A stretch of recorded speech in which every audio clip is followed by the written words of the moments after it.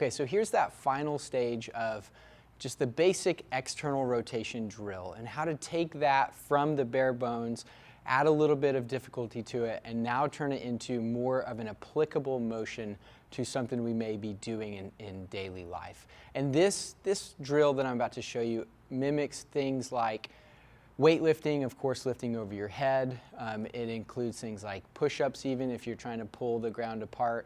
But it includes daily life, like putting a hanger up, lifting up your kid to play with them, just a lot of things in daily life that we might be doing. And that's rotational component, rotational strength while we're moving our arm.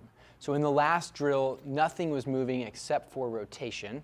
So we're going here, let me raise this up a little bit, and then I'll shorten it a tad.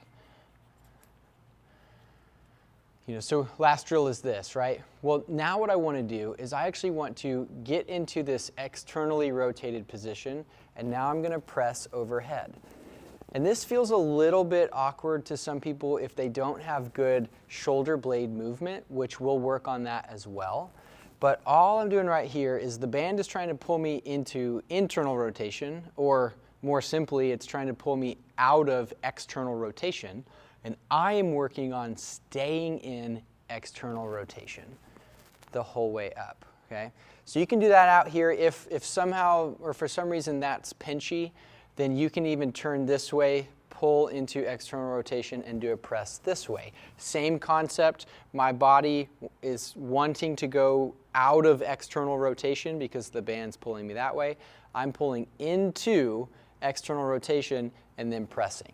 And as I do this, even with a fairly light band, my rotators on the back of my shoulder, back and side of my shoulder, are starting to burn just a little. You don't want to exhaust these every rep, but you do want them to be burning.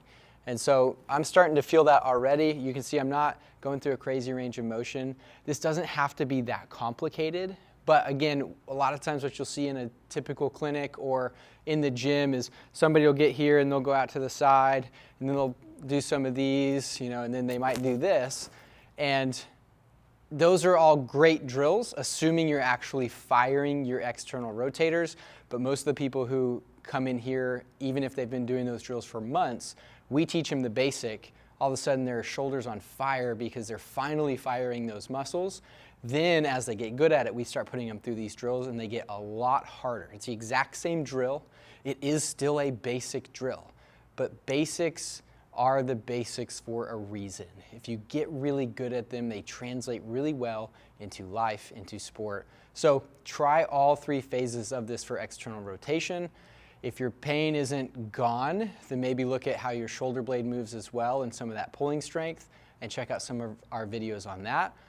Or as always, please come in and we'll walk you through this, make sure that you are firing those muscles correctly and all of that. So thanks.